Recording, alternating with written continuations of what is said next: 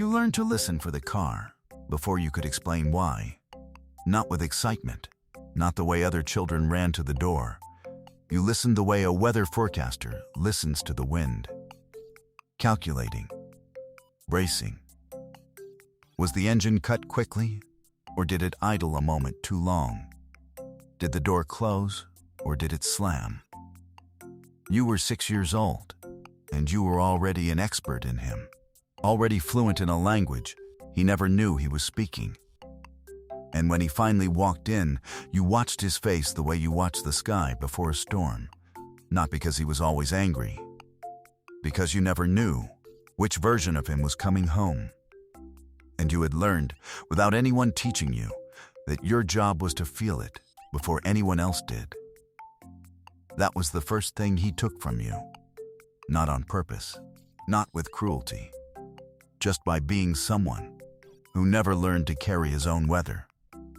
There is a particular kind of father that psychology has only recently begun to name properly. Not the absent father who disappeared entirely. Not the violent father whose damage is visible and documented.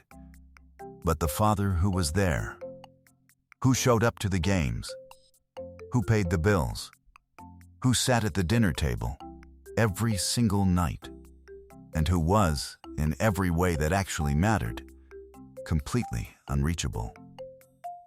This is the emotionally immature father, and the wound he leaves is one of the quietest and most lasting a person can carry, because you cannot point to it easily.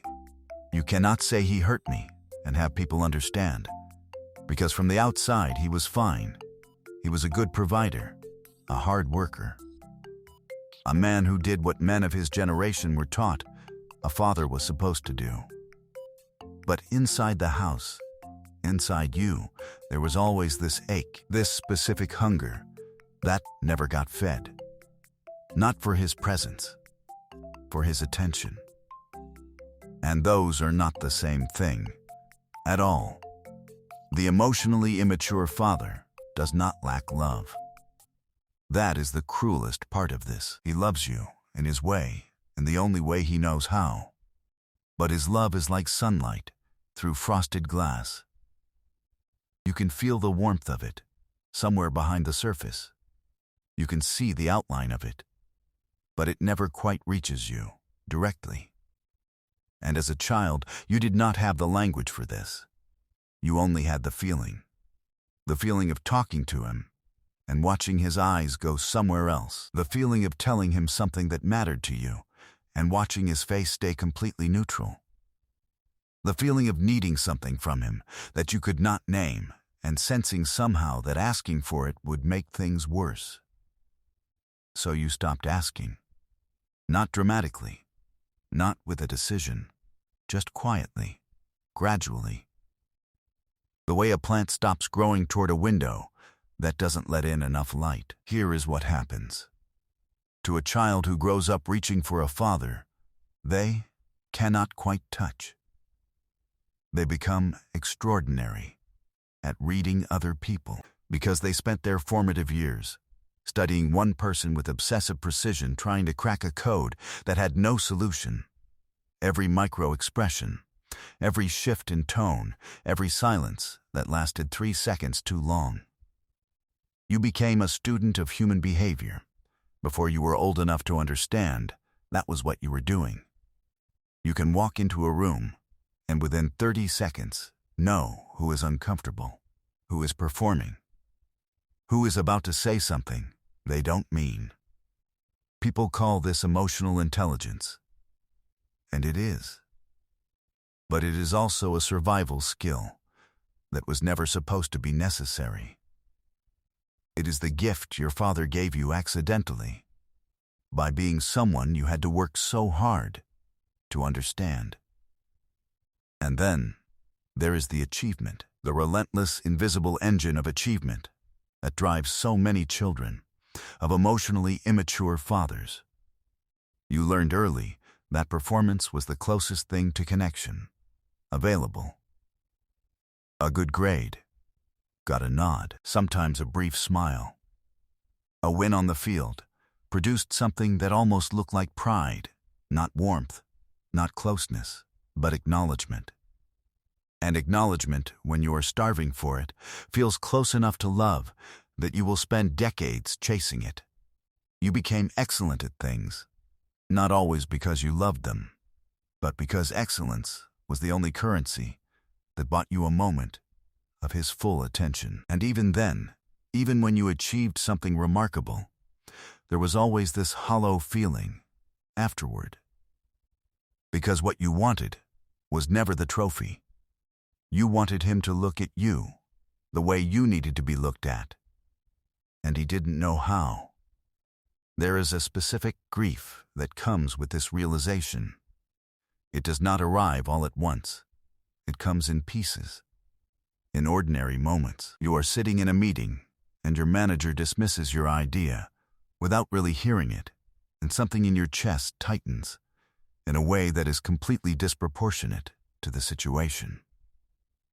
You are in a relationship and your partner is distracted during a conversation, and the silence between you feels enormous in a way you cannot explain. Someone you respect does not respond to your message, and the waiting feels unbearable in a way that has nothing to do with the message. These are not overreactions. These are echoes. Your nervous system learned a very specific lesson in childhood. That the people who are supposed to see you often don't. And every time that lesson gets confirmed, in adulthood, even in small ways, even by people who mean nothing to you, some part of you is 6 years old again. Watching the door, waiting for a version of him that felt safe.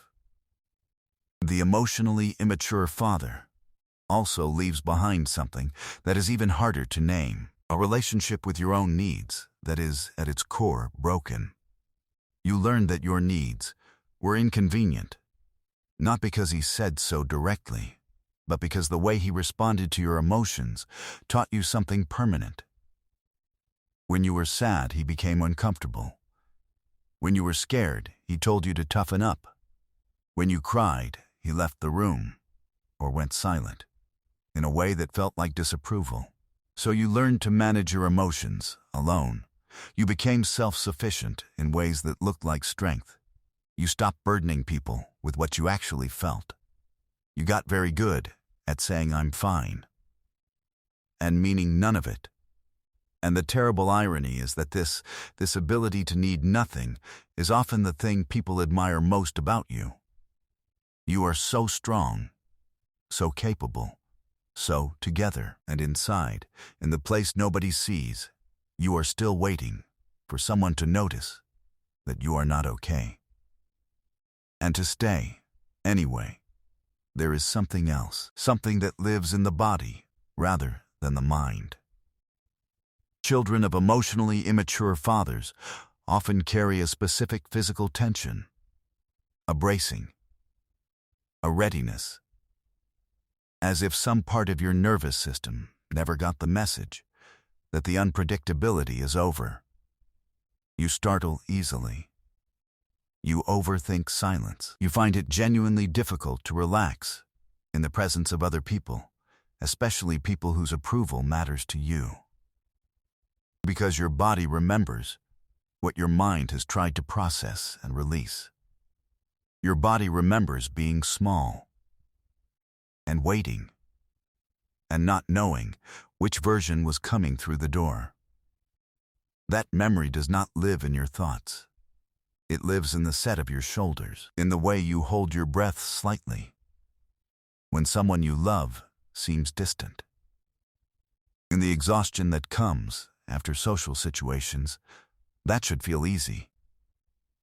Your nervous system is still doing a job it was assigned decades ago. Still scanning, still bracing, still protecting you from a weather system that no longer exists. And then there is the father wound that shows up in love. This is perhaps the most painful inheritance of all. You find yourself drawn again and again to people who are emotionally unavailable, not because you enjoy the distance, but because the distance feels familiar, because love without emotional unavailability feels, at some primal level, like it might not be real. You are suspicious of consistency. You are more comfortable with hot and cold than with steady warmth, because steady warmth was never what love looked like in the house you grew up in. And so, you unconsciously recreate the dynamic. You chase the people who make you work for their attention. You feel restless with the ones who are simply, reliably there. Not because you want to be hurt, but because your nervous system was trained to read love as something you have to earn.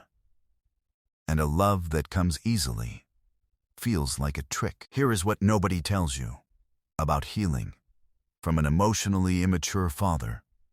It does not start with him. It does not require a conversation. It does not require an apology that may never come. Because the emotionally immature father, by definition, does not have the tools to give you what you needed then, and he almost certainly does not have the tools to give it to you now. That is not cruelty. That is limitation. And understanding the difference between cruelty and limitation is where healing actually begins. He did not withhold himself from you because you were not enough. He withheld himself because he had nothing to give, because nobody ever gave it to him either. The wound goes back further than him, further than his father, further than anyone in your family thought to look. And it ends, if it ends, with you. Not with bitterness, not with a confrontation, not with the perfect speech you have written and rewritten in your mind for years. It ends with the moment you stop waiting for him to finally see you, and you start seeing yourself instead. With the patience he never had, with the curiosity he never offered, with the steady, unhurried, unconditional attention that every child deserved, and that you are finally, at whatever age you are reading this, allowed to give yourself. You are not the car in the driveway that he never knew how to receive.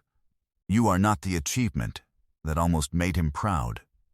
You are not the version of yourself you made smaller so he could feel bigger. You are what was there before all of that, before the scanning, before the bracing, before the careful management of your own existence. You are the child who deserved a father, who knew how to stay, and the adult who is finally learning to be that for yourself. The door is different now. You are on the other side of it. And the person coming home is you.